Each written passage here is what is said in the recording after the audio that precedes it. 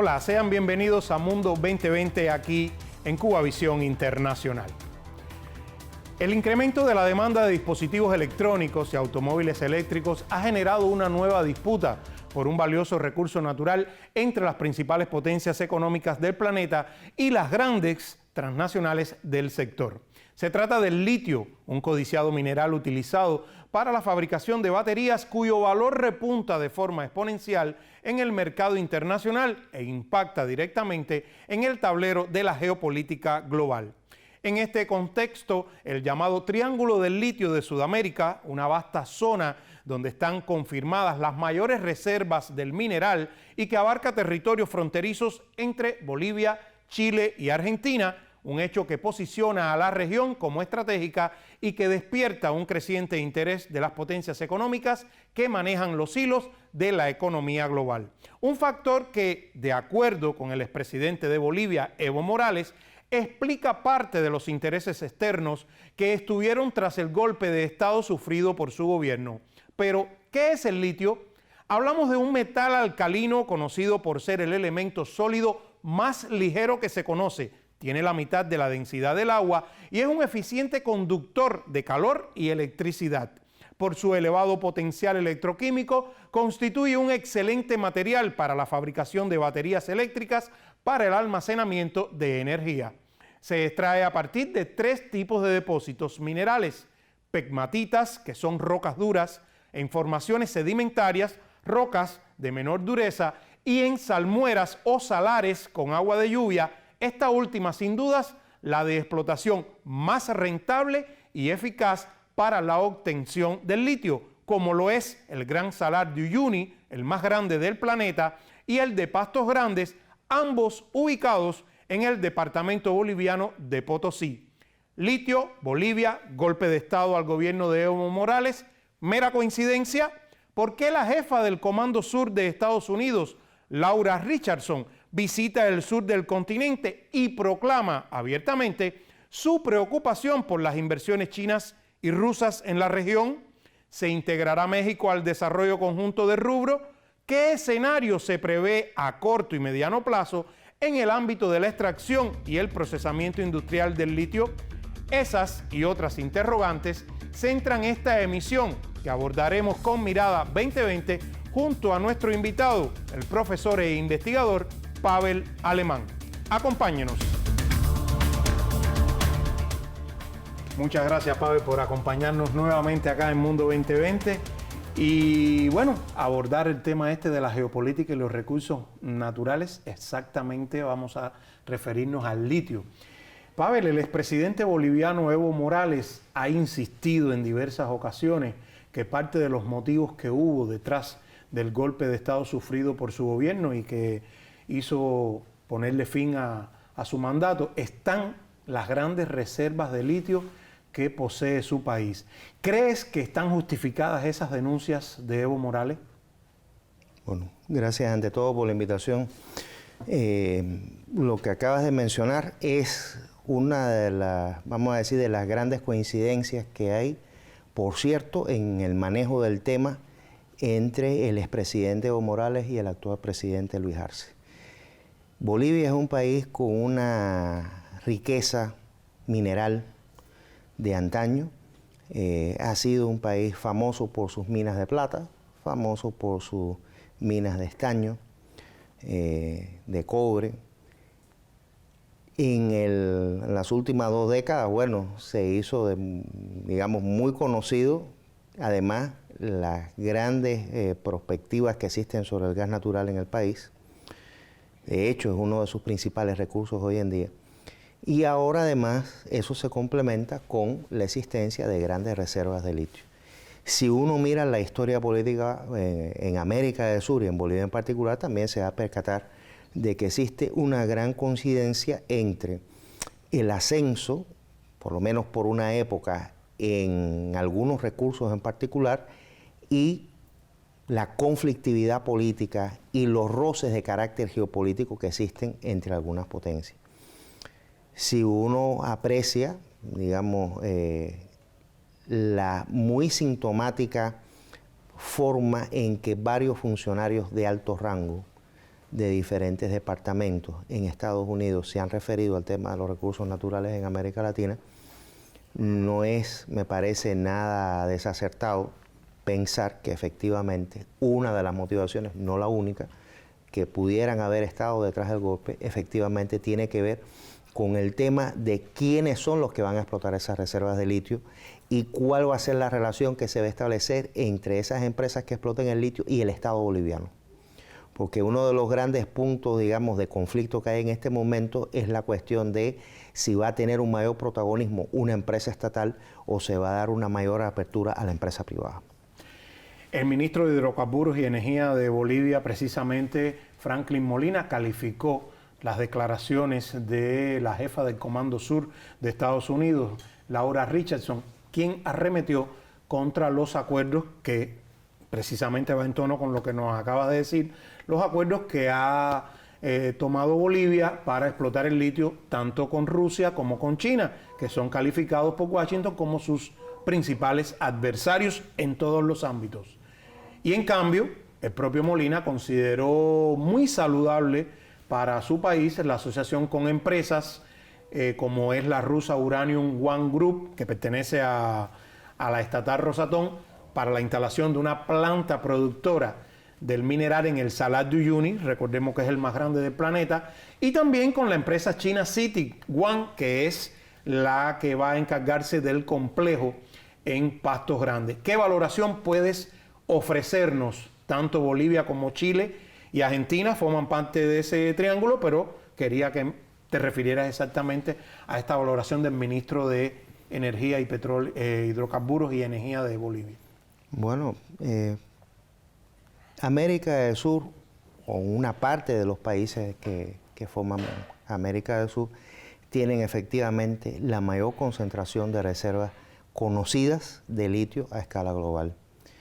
A mí siempre me gusta hacer énfasis en que se menciona a Argentina, a Chile y a Bolivia, y me parece que es justo decirlo, pero hay otros países también que tienen grandes reservas de litio, como es el caso de Perú, o algunos países que en este momento, a pesar de no tener esas grandes reservas de litio, sí son uno de los principales productores de litio, como es el caso de Brasil.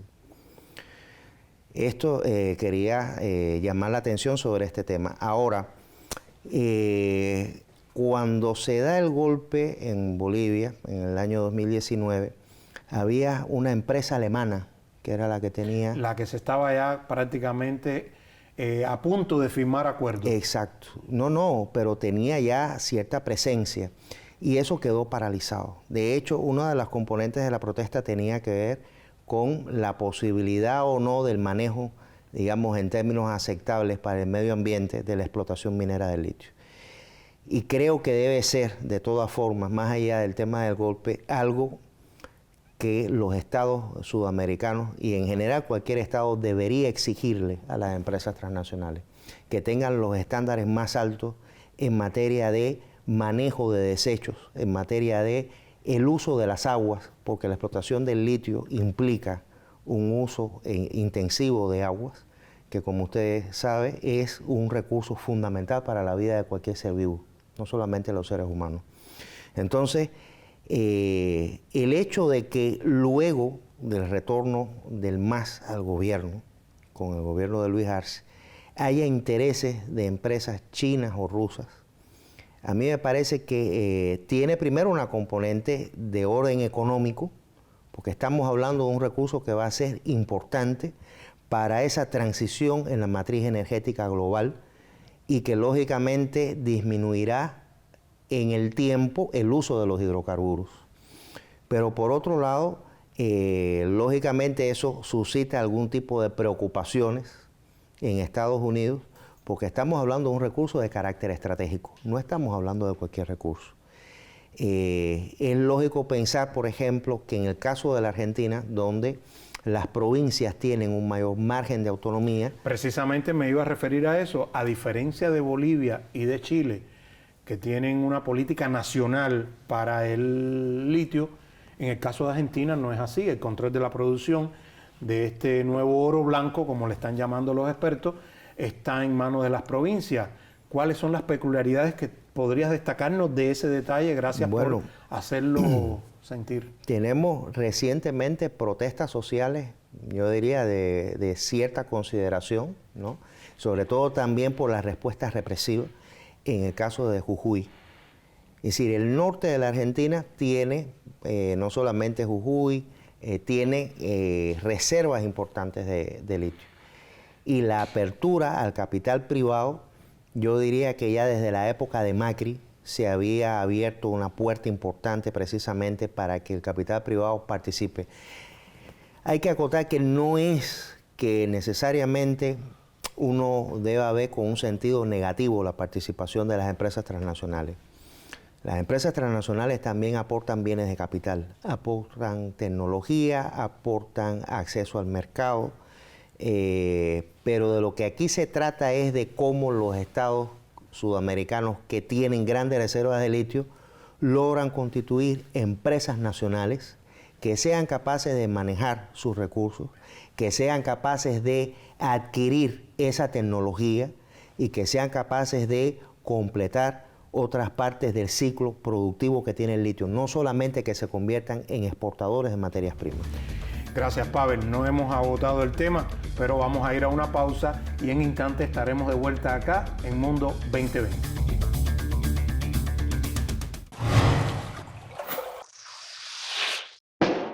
Me gusta viajar al pasado para hacerle preguntas.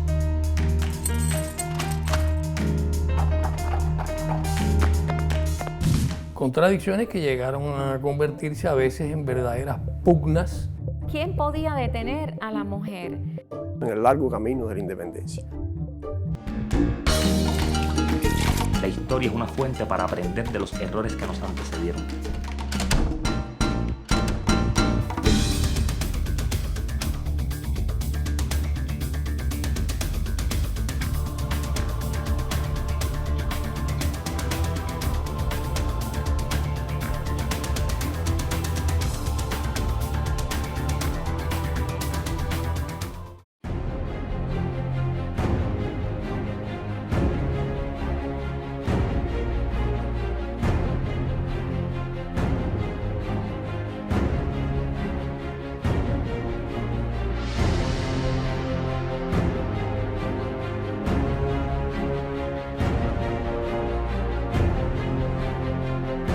En nuestro comentario inicial abordamos las particularidades generales del litio, su importancia estratégica para la industria electrónica y la descarbonización del transporte.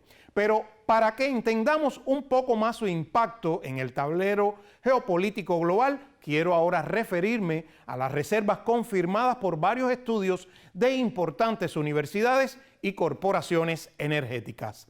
Según estos análisis, la mayor concentración del metal se localiza en el ya mencionado Triángulo del Litio, formado por vastos yacimientos en regiones fronterizas de Bolivia, Chile y Argentina.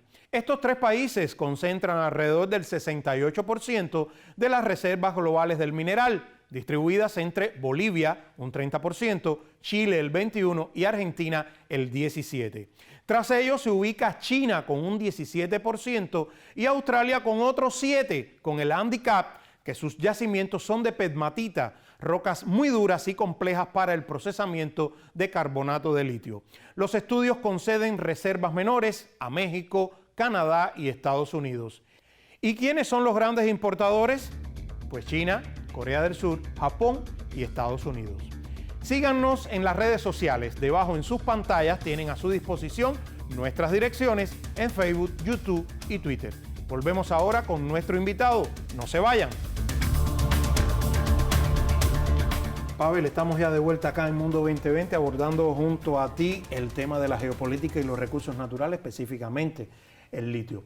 A inicios de año, el secretario adjunto del Departamento de Estado para Asuntos del Hemisferio Occidental de Estados Unidos, Brian Nichols, ofreció a México, y ya vamos a salir un poco de Sudamérica, asociarse para extraer el litio a bajo costo junto con Canadá y convertir a esa región de Norteamérica en una superpotencia global, entre comillas, porque no tienen las reservas que tiene Sudamérica de este mineral vital para la industria de la alta tecnología. Sin embargo, México un poco que ha visto más valor a impulsar la creación de un foro permanente de diálogo y cooperación regional con estas naciones latinoamericanas del sur que poseen las mayores reservas, y ha visto la posibilidad de que ello pueda incidir en los precios internacionales del litio. De hecho, la propia Bolivia ha invitado a México a participar en el primer Congreso Internacional del Litio, que está previsto